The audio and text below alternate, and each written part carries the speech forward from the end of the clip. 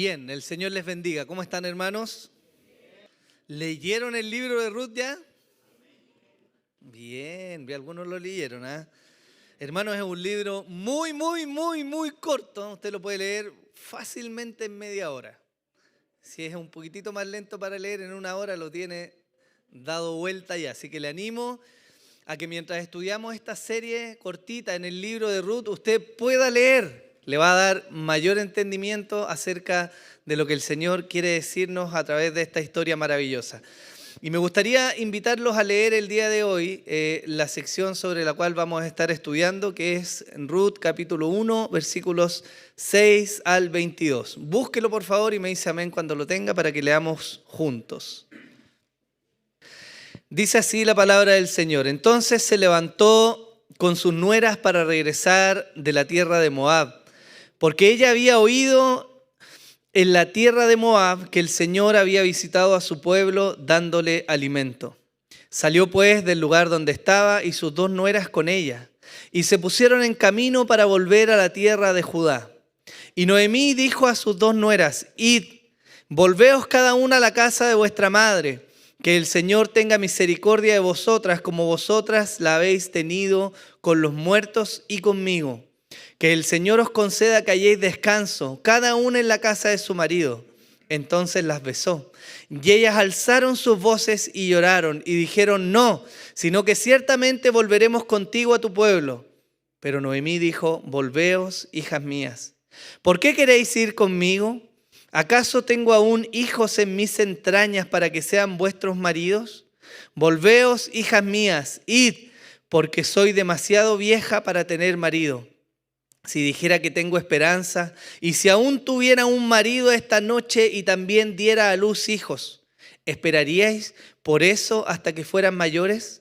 ¿Dejaríais vosotras de casaros por eso? No, hijas mías, porque esto es más difícil para mí que para vosotras, pues la mano del Señor se ha levantado contra mí.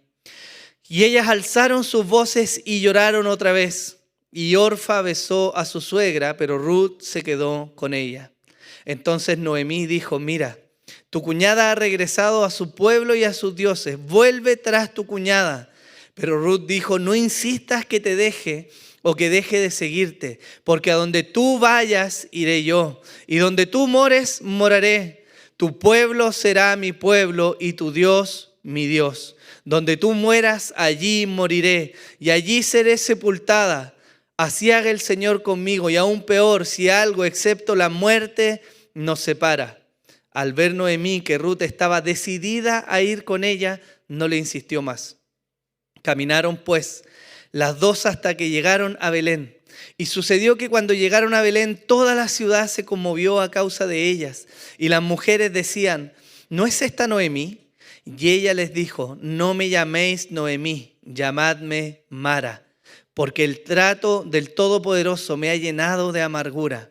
Llena me fui, pero vacía me ha hecho volver el Señor. ¿Por qué me llamáis Noemí? Ya que el Señor ha dado testimonio contra mí y el Todopoderoso me ha afligido. Y volvió Noemí y con ella su nuera Ruth la Moabita. Regresando así de los campos de Moab, llegaron a Belén al comienzo de la siega de la cebada. Bien. Como vimos en la enseñanza del domingo pasado, las tragedias son difíciles de abordar.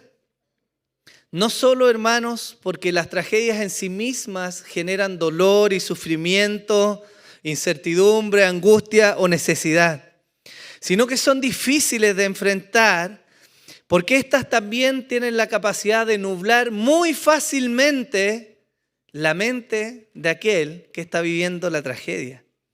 Una enfermedad terminal, un despido repentino, la partida de un ser amado, el fracaso en algún proyecto personal u otras cosas. Todas estas situaciones de la vida común, hermanos, tienen como un marcador el dolor, la incertidumbre y muchas veces también el pesimismo. Y de alguna manera podríamos nosotros razonar y preguntarnos qué hay de bueno en una tragedia. ¿Acaso puede salir algo bueno de alguna situación que es difícil, de algún sufrimiento, de alguna pérdida? Y hermanos, es cierto que a priori estas cosas no van a ser motivo de gozo para nosotros. Pero hay un peligro mayor, hermanos, que la tragedia misma. Y es lo que nuestro corazón y nuestra mente ve en el momento de vivir la tragedia. El asunto, hermanos, es que en medio de la tragedia nos es fácil pasar por alto las cosas buenas que aún permanecen. Y eso, queridos míos, es un peligro grande, porque de alguna manera comienza a dominar nuestras vidas y nos lleva generalmente a tomar malas decisiones en medio de la tragedia. Es difícil, hermanos, si no imposible, que no lleguemos a las lágrimas cuando vemos que algún ser amado parte a la presencia del Señor. Sin embargo, los pensamientos que siguen en nuestra mente van a mostrar dónde está anclada nuestra alma. Si perdemos a alguien que estaba en Cristo, hermanos, ¿acaso todo el escenario es malo? Indudablemente va a haber sufrimiento y tristeza y probablemente angustia, según el familiar o la persona que hayamos perdido, ¿no? Pero hay una diferencia entre perder a alguien que no estaba en Cristo y perder a alguien que estaba en Cristo. Pero lo que piensa nuestra mente en ese momento de dolor, hermanos, habla a veces sin palabras de la esperanza que realmente albergamos en nuestros corazones. Cuando un cristiano muere, va a la presencia del Señor. Y tal como dice el Salmo 116, estimada es a los ojos del Señor la muerte de sus santos. Eso quiere decir que cuando perdemos a alguien que estaba en el Señor, si hay desesperanza que llena nuestro corazón, eso quiere decir que la tragedia ha logrado nublar nuestra vista. Y eso es un patrón que muchas veces encontramos aún en el pueblo del Señor. Y eso, hermanos, tiene un peligro. ¿Por qué le hago esta introducción? Porque esta sección del libro de Ruth nos muestra precisamente eso.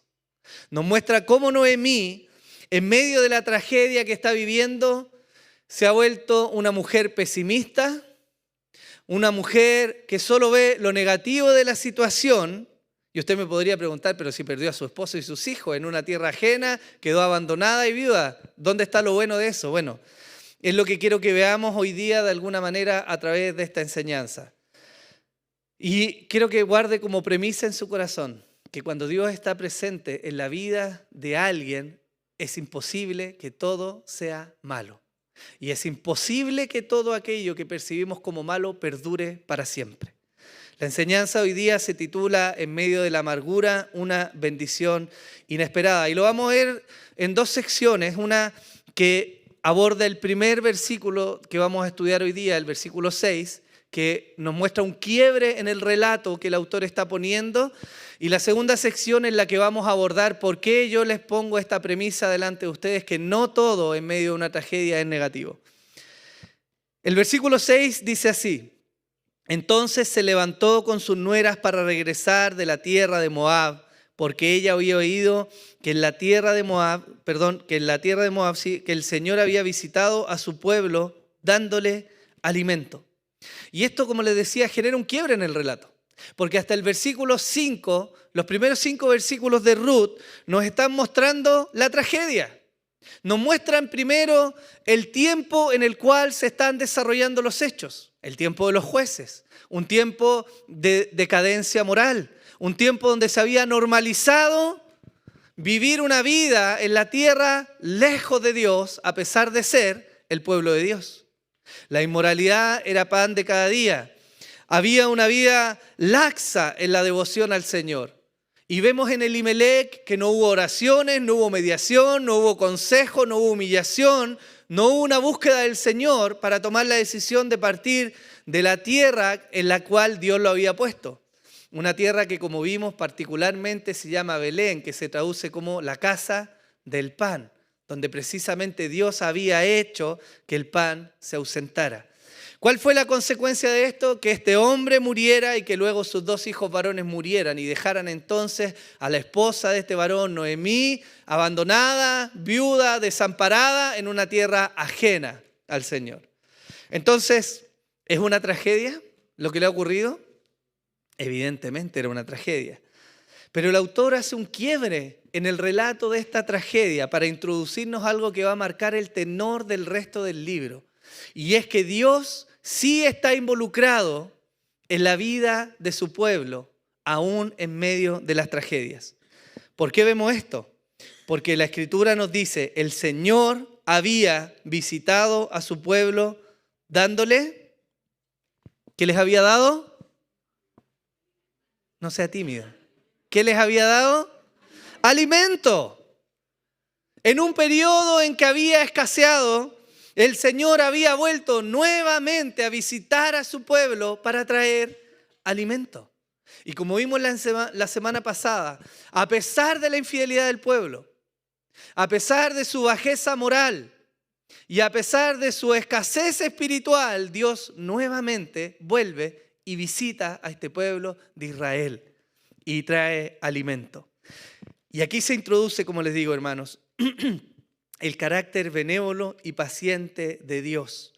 Esto va a marcar de alguna manera, aunque Dios no viene a ser el protagonista directo, no al menos de manera tan visible en el libro de Ruth, pero su carácter y su bondad permean el resto del libro.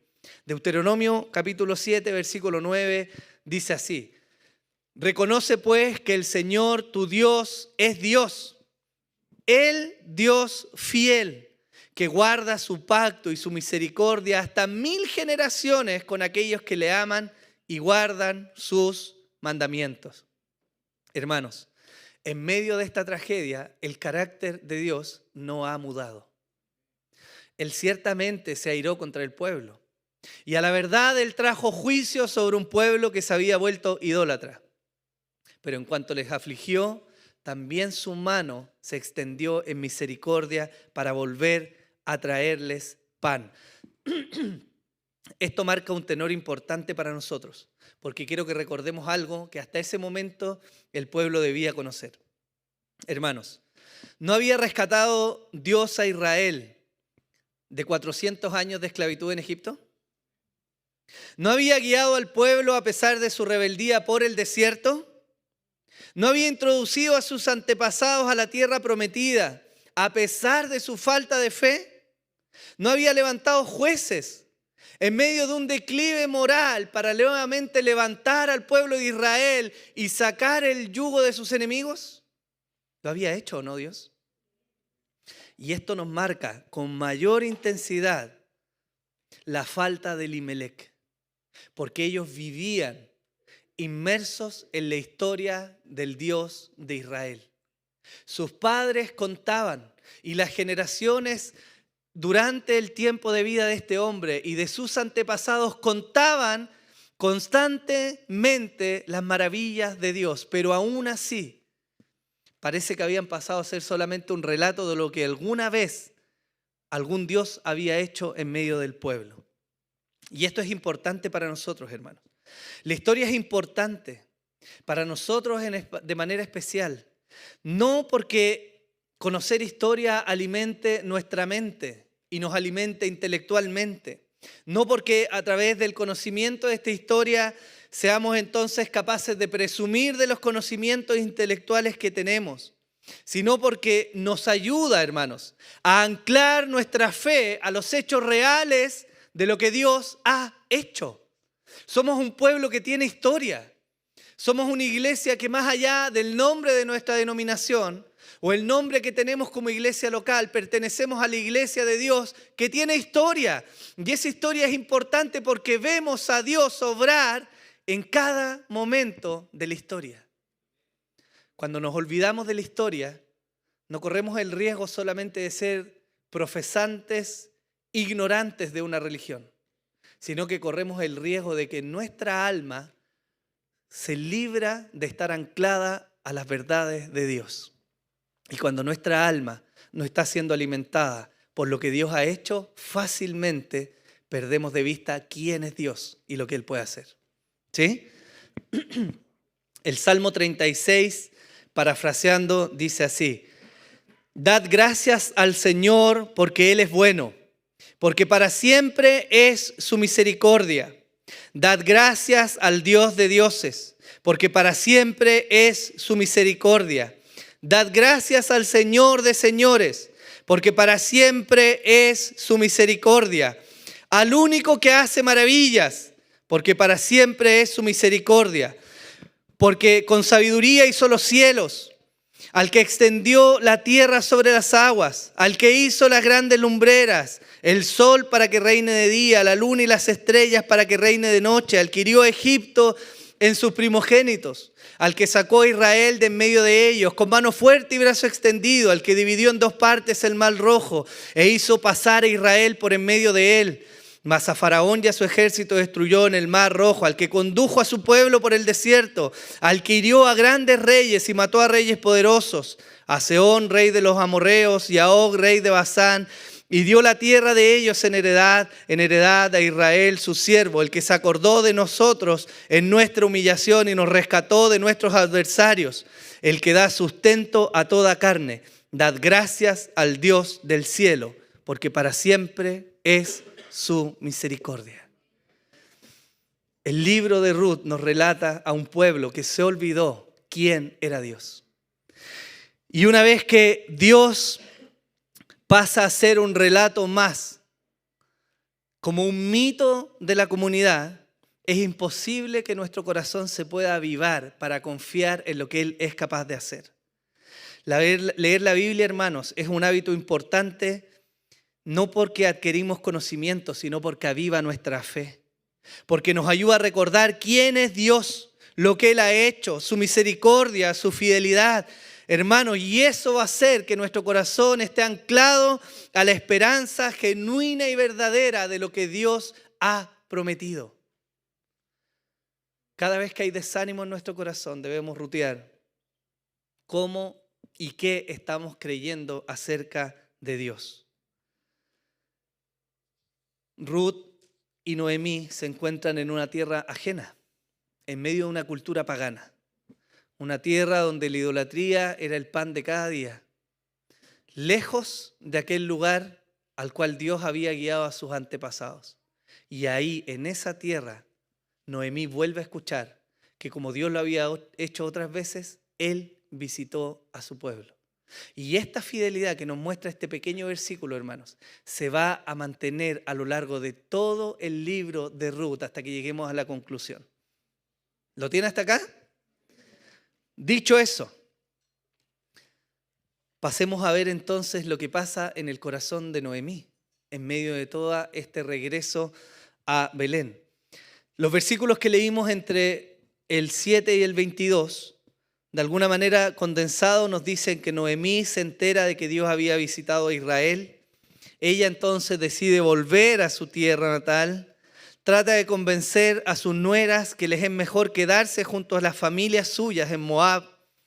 Y vemos que Orfa acepta lo que Noemí le está diciendo, mas Ruth insiste en venir con ella. Hacia el final de este relato vemos que ambas llegan a Belén y el pueblo comienza a murmurar, a cuchichear. ¿Cómo venían? ¿En qué estado de miseria venían llegando Noemí y Ruth después de todo lo que ellas habían vivido? Ahora quiero que acá me preste atención porque vamos a hacer un paréntesis de un concepto que es importante para hoy día, pero que va a ser más importante todavía en los sermones que vienen. Y es un concepto que sale en la Escritura, que se describe en Levítico 25, que es el pariente redentor. El pariente redentor es una ordenanza que Dios había dado al pueblo de Israel y que tenía por propósito ayudar a aquellos parientes que estaban en necesidad. A veces la pobreza era tal que un hombre o su familia tenían que vender sus tierras o incluso venderse ellos mismos como esclavos para tratar de subsistir. Y la ley que Dios había mandado implicaba que un pariente cercano, llamado el pariente redentor, tenía el deber, es decir, la obligación de casarse, por ejemplo, con la mujer viuda y de comprar las tierras que antes le pertenecían a este hombre que falleció, con la finalidad de redimir a esta mujer y de que por medio de la descendencia los hijos de ella volvieran a heredar la tierra que le pertenecía a sus antepasados. Esto tenía un propósito importante y es que el nombre del hombre no se borrara del pueblo de Israel. Esto también planteaba desafíos, Porque aquel que iba a ser el pariente redentor tenía que aceptar invertir de su capital por algo que hacia el futuro le iba a pertenecer a hijos que eran de aquel difunto. Es decir, no era directamente un beneficio para él. Eso en la práctica significó que muchas veces en el libro, en la historia de Israel, y como lo vamos a ver hacia el final de Ruth, algunos no quisieron ser el pariente redentor. Pero de manera especial es importante esto, porque nos habla primero del corazón del Señor, porque es parte importante del libro de Ruth, y porque también nos anima hacia el futuro a ver cómo Cristo es aquel pariente redentor que viene a rescatar nuestras almas. Ahora, la tragedia ha tornado la mente y el corazón de Noemí hacia el negativismo. Ella está siendo dominada por la tragedia y no es capaz de ver lo bueno que puede haber en esa situación. Del versículo 7 al 13 dice así: salió pues del lugar donde estaba y sus 2 nueras con ella y se pusieron en camino para volver a la tierra de Judá. Y Noemí dijo a sus 2 nueras: id, volveos cada una a la casa de vuestra madre. Que el Señor tenga misericordia de vosotras como vosotras la habéis tenido con los muertos y conmigo. Que el Señor os conceda que halléis descanso, cada una en la casa de su marido. Entonces las besó y alzaron sus voces y lloraron y dijeron: no, sino que ciertamente volveremos contigo a tu pueblo. Pero Noemí dijo: volveos, hijas mías. ¿Por qué queréis ir conmigo? ¿Acaso tengo aún hijos en mis entrañas para que sean vuestros maridos? Volveos, hijas mías, id, porque yo soy demasiado vieja para tener marido. Si dijera que tengo esperanza y si aún tuviera marido esta noche y también diera a luz hijos, ¿esperaríais por eso hasta que fueran mayores? ¿Dejaríais vosotras de casaros por eso? No, hijas mías, porque eso es más difícil para mí que para vosotras, pues la mano del Señor se ha levantado contra mí. Es razonable lo que está diciendo Noemí, ¿o no? Ella sabía que era una mujer vieja y que en realidad probablemente no tenía mucho futuro que ofrecerle a sus nueras en ese punto de su vida. Por lo tanto, no es, parece, humanamente hablando, una decisión tan alocada a pedirle a sus nueras que volvieran a la casa de sus padres, donde seguramente iban a tener sustento y protección hasta que se volvieran a casar. ¿Es razonable o no? ¿Sí o no? Pero Noemí está olvidando algo. Ella era descendiente de una mujer vieja y estéril a quien Dios le había dado hijos. Esa mujer era Sarai, la esposa de Abraham, en quien Dios hizo un milagro tan grande que propició la multiplicación de un pueblo que llegó a ser numeroso. Un pueblo que aunque estuvo esclavo, creció y se multiplicó y anduvo por el desierto y conquistó una tierra y se formó un gran pueblo, Israel. Pero Noemí, en su tragedia, había olvidado lo que Dios había hecho. Y en su discurso se ve que ya no hay esperanza de lo que Dios es capaz de hacer. Quizás algunos de nosotros podríamos decir: sí, bueno, es evidente lo que Dios hizo con Sara, pero era una mujer especial, ¿o no? Coincidimos quizás con que ella tenía un llamado particular, ¿o no? Pero hermanos, ¿no demuestra eso que a veces tenemos una mirada sesgada de lo que Dios puede hacer?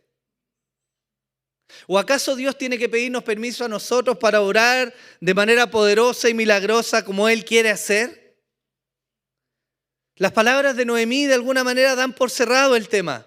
Yo ya soy vieja, no puedo tener hijos y aunque los tuviera ustedes no pueden esperar tanto. Por lo tanto, la conclusión es: Dios no tiene nada que hacer, no hay esperanza, vuelvan a sus hogares.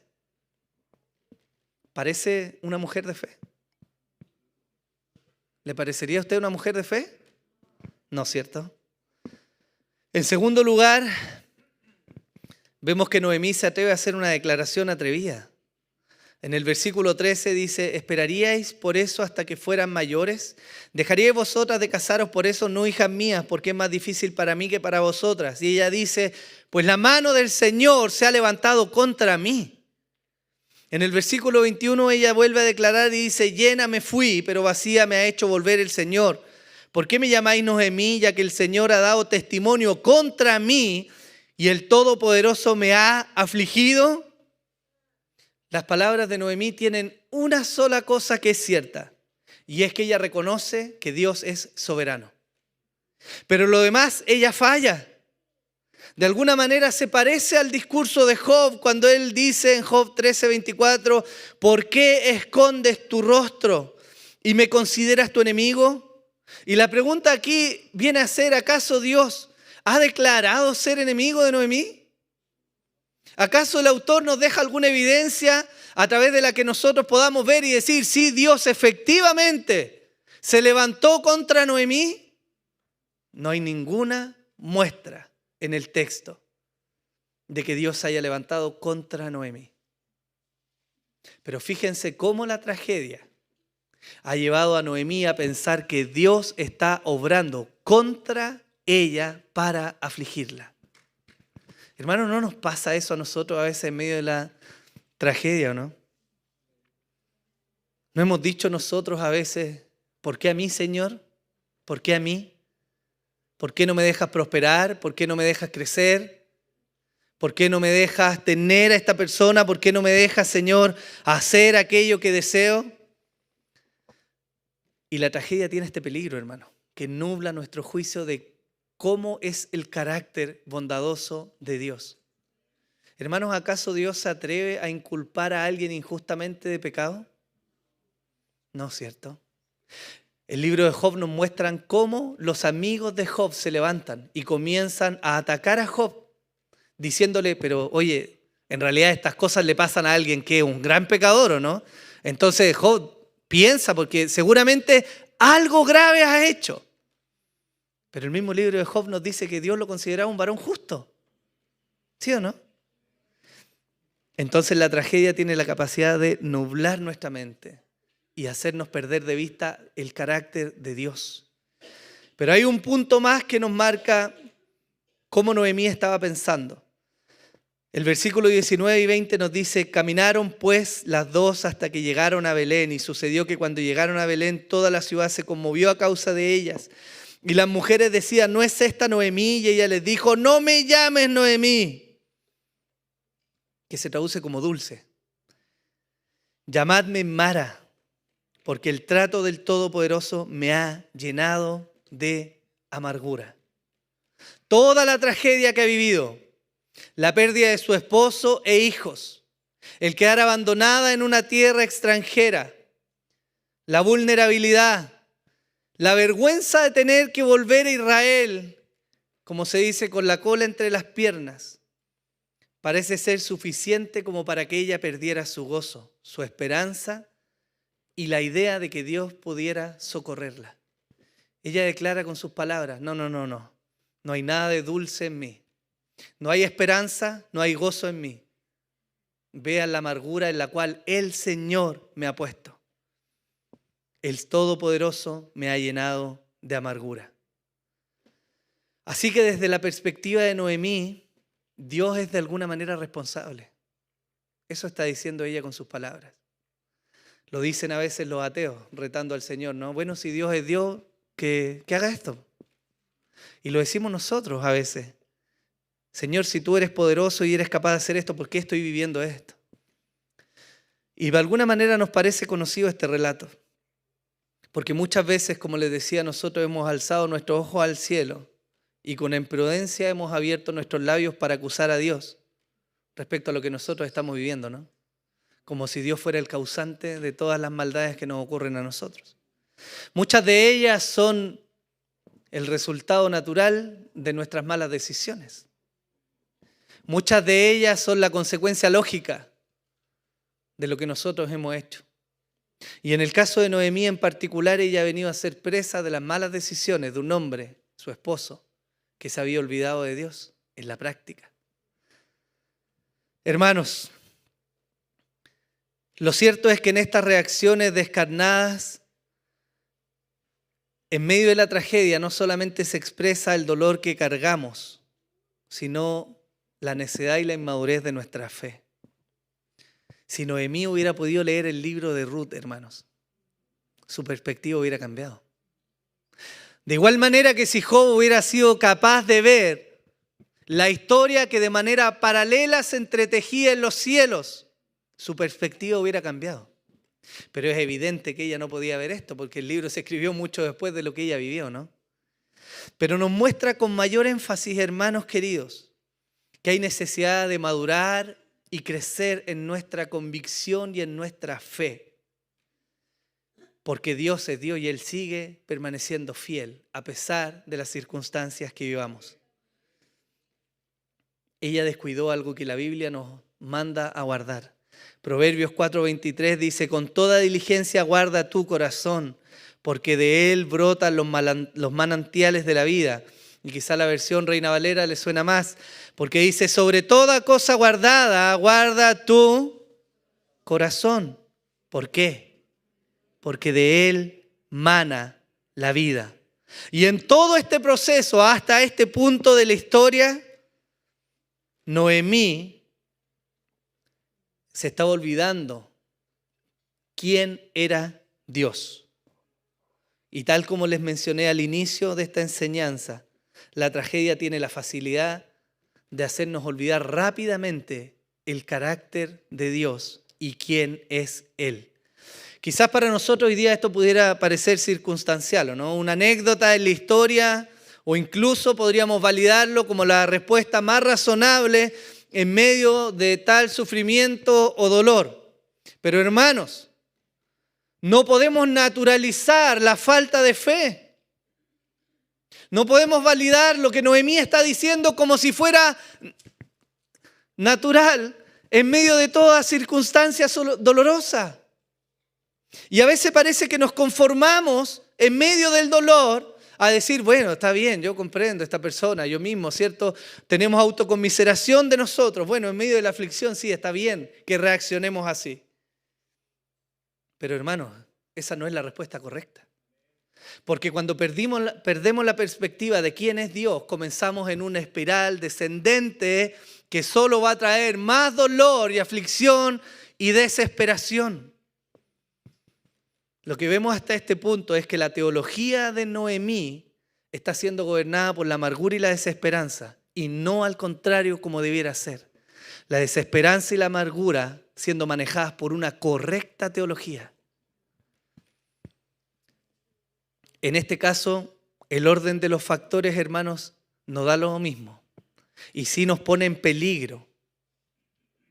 La depresión, que es uno de los males comunes de nuestra sociedad hoy día, hermanos, cuando no es por causas fisiológicas, está anclada a la forma en que vemos la vida. Eso afecta, hermanos, la forma en que vemos la vida. Schopenhauer, un filósofo alemán, dijo, la vida es esencialmente sufrimiento. Nietzsche dijo, ¿es el hombre solo un error de Dios? ¿O Dios solo un error del hombre? Y Albert Camus dijo, no hay más que un problema filosófico verdaderamente serio, el suicidio.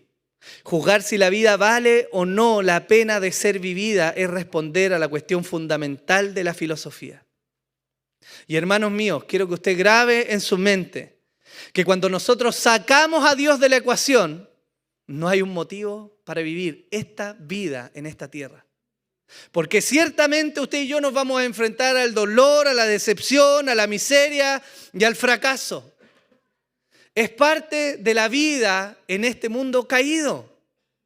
Vemos a personas morir, vemos a seres amados morir. Y eso genera dolor en nuestro corazón. Vemos injusticia, hambre, pelea, guerra, corrupción. Y nuestras mismas vidas dan testimonio de lo terco que somos y del dolor que podemos llegar a provocar. Si sacamos a Dios de la ecuación, entonces, ¿qué motivo hay para vivir la vida? Estos ateos planteaban eso. Pero cuando Dios está en la ecuación, hermanos, la situación cambia drásticamente. No podemos disociar la forma en que pensamos respecto a cómo vivimos la vida. Y puede ser, hermanos, que muchos de nosotros no tengamos una confesionalidad respecto a lo que creemos o a nuestra cosmovisión. Es difícil que algunos de nosotros vayamos por la vida diciendo, no, esta es mi cosmovisión y entonces vivo así. Pero lo que es cierto, hermanos, es que es imposible disociar lo que creemos en nuestro corazón de la forma en que vivimos. Declaramos cada día, al levantarnos, al caminar, al leer, al buscar, al ser esposos, padres, hijos, trabajadores, declaramos con nuestra forma de vida qué es lo que hay en nuestro corazón. Eso es ciertísimo, hermanos. Y Noemí nos muestra que en este punto ella había perdido toda esperanza.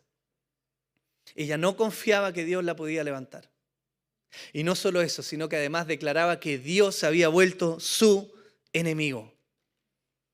Ella era presa, hermanos míos, de la amargura. ¿Qué estaba perdiendo de vista Noemí? En primer lugar, Noemí no estaba pensando con claridad respecto a la esperanza que había en Belén.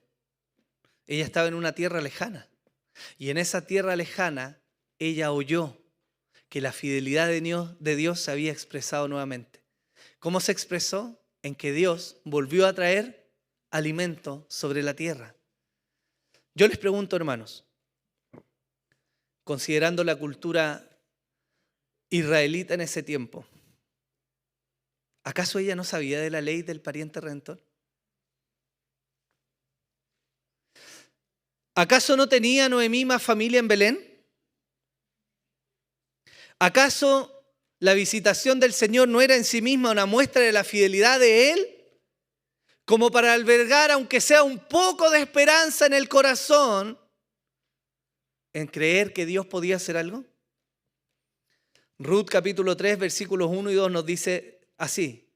Después su suegra Noemí le dijo: hija mía, ¿no he de buscar seguridad para ti, para que te vaya bien? Ahora pues, ¿no es Booz nuestro pariente con cuyas criadas estabas? He aquí, él avienta cebada en la era esta noche. ¿Qué está viendo Noemí? Ella está reconociendo que había un pariente. Y habiendo un pariente, entonces había posibilidad de que este pariente les redimiera, ¿o no? Y el libro de Ruth nos va a mostrar que no había solamente uno, sino que habían dos parientes cercanos que podían redimirla. Por lo tanto, en medio de la tragedia y en medio del dolor, ella estaba cegada respecto a la real esperanza que podía haber. Y hermano, esto es lo que pasa en nuestros corazones cuando no nos anclamos a la verdad de Dios. Todo parece oscuro, todo parece imposible, no vemos solución alguna y a veces está ahí esperando que simplemente abramos los ojos. En segundo lugar, Noemí había perdido de vista algo importantísimo de la experiencia de su vida. Algo que, aunque ella no había buscado, y aquí un concepto maravilloso del libro de Ruth, la providencia de Dios sí había generado. Ella había perdido de vista lo que significaba para Ruth. Versículos 16 y 17, quizá una de las declaraciones más famosas de este libro, por lo cual algunos lo conocemos. Pero Ruth dijo: no insistas que te deje o que deje de seguirte, porque donde tú vayas iré yo, y donde tú mores moraré. Tu pueblo será mi pueblo y tu Dios mi Dios. Donde tú mueras allí moriré y allí seré sepultada. Así haga el Señor conmigo, y aún peor si algo excepto la muerte nos separa. Ruth le dijo a su suegra: iré donde tú vayas, moraré donde tú mores. Tu pueblo va a ser mi pueblo y tu Dios va a ser mi Dios. Y no te voy a dejar hasta la muerte. ¿No es esta una muestra de fidelidad? Pero parece que Noemí no reaccionó a estas palabras. Se resignó a que Ruth la siguiera. Ya dijo: ¿ok? Si no te logro convencer, dale, vamos. Pero deberíamos hacernos una pregunta, hermanos, aquí. ¿Qué hizo Noemí que fuera tan maravilloso a los ojos de esta moabita? ¿Qué hizo ella? ¿Qué testimonio dio? ¿Cómo vivió?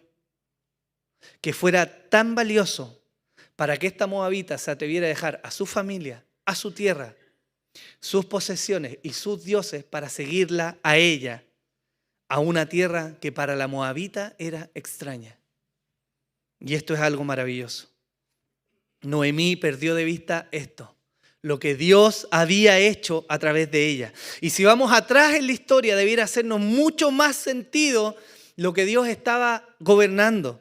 Génesis 12, versículos 1 al 3 dice: y el Señor dijo a Abraham, vete de tu tierra y de entre tus parientes y de la casa de tu padre a la tierra que yo te mostraré. Haré de ti una nación grande y te bendeciré y engrandeceré tu nombre y serás bendición.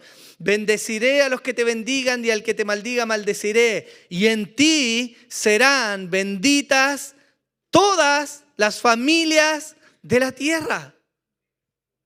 Noemí estaba perdiendo de vista el propósito cumplido de Dios.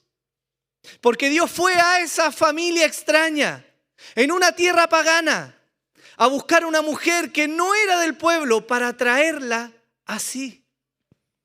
Y se cumple la promesa del Señor. Pero Noemí no estaba viendo eso en perspectiva. Ella solo estaba atrapada en su amargura. Y no era capaz de ver la gracia y la misericordia de Dios. Hermanos, esto es una maravilla.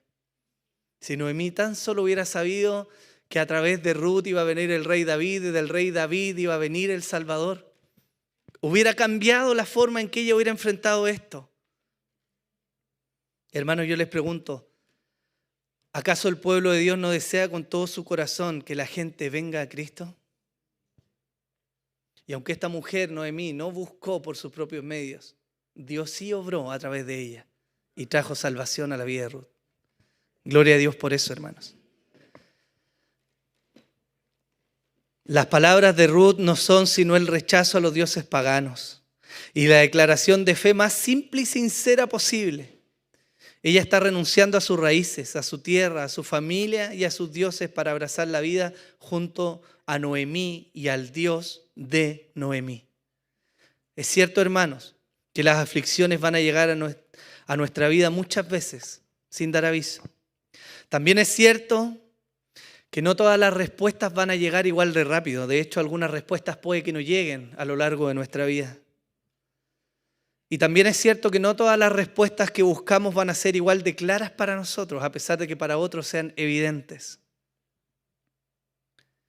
Pero el libro de Ruth nos anima, hermanos, a confiar en lo que Dios está haciendo. Hay una historia que se entreteje mucho más arriba de lo que Noemí es capaz de ver. Y en esa historia Dios está formando el linaje del Salvador. En medio de una tragedia, Él ha de ser glorificado. Y a través de una mujer pagana, Él vuelve a levantar a su pueblo. Esto es maravilloso, hermanos. La fe de Noemí hubiera sido sostenida si ella hubiera tenido claridad de esto. Pero también esto es una verdad de la vida cristiana, hermanos. Que Dios no nos va a decir todas las cosas a nosotros. ¿Sabe por qué? Porque Él demanda algo de nosotros. Lo va a demandar a lo largo de toda nuestra vida. Y no son grandes sacrificios, hermanos. No es que usted traiga las llaves de su casa, de su auto. No es que usted se lacere, que camine de kilómetros de rodillas. Dios demanda una cosa de nosotros: fe. Hebreos 11:6 dice: y sin fe es imposible agradar a Dios. No hay forma, hermanos, en que alguien que se diga ser cristiano experimente la vida si no es por la fe. Y no hay forma en que Dios sea agradado.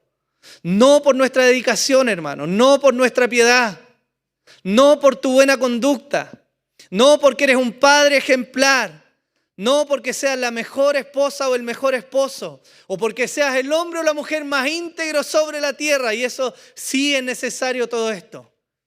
Pero si hay algo en lo que Dios se agrada es en la fe, porque la fe lo levanta a Él, no a nosotros.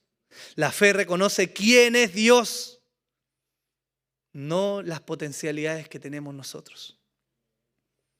Como advertencia, hermanos, no puedes permitir que tu dolor domine tu teología. Es decir, el dolor, la aflicción y la angustia no deben mover tus convicciones de fe respecto a lo que es Dios o lo que Él es capaz de hacer. Es necesario, hermanos, doblar rodillas, alzar los ojos al cielo y confiar plenamente en que Dios, a su tiempo y a su forma, nos va a sacar de donde estamos. Él sabe el cómo. No es tarea tuya conocerlo. No trates de contribuir a lo que solo el Señor puede hacer. Pero confía en Él. Tal como el Señor Jesús oró: Padre, si es tu voluntad, aparta de mí esta copa, pero no se haga mi voluntad, sino la tuya. Salmo 43, versículo 5 dice: ¿Por qué te abates, alma mía? ¿Y por qué te turbas dentro de mí? Espera en Dios, pues he de alabarle otra vez. Él es la salvación de mi ser y mi Dios. El Salmo 121 dice: levantaré mis ojos a los montes. ¿De dónde vendrá mi socorro? Mi socorro viene del Señor, que hizo los cielos y la tierra. No permitirá que tu pie resbale, no se adormecerá el que te guarda. He aquí, no se adormecerá ni dormirá el que guarda a Israel. El Señor es tu guardador. El Señor es tu sombra a tu mano derecha. El sol no te herirá de día ni la luna de noche. El Señor te protegerá de todo mal. Él guardará tu alma. El Señor guardará tu salida y tu entrada, desde ahora y para siempre.